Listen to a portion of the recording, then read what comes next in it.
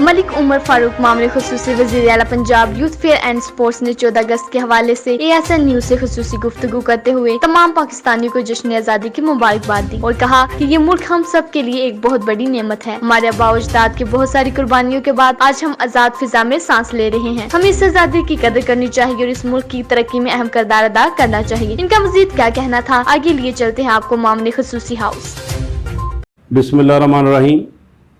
मेरा नाम उमर फारूक है। मैं MPA PP 106 फैसलाबाद से हूँ, मावन खुसूसी वज़ीर आला Punjab youth fair and sports.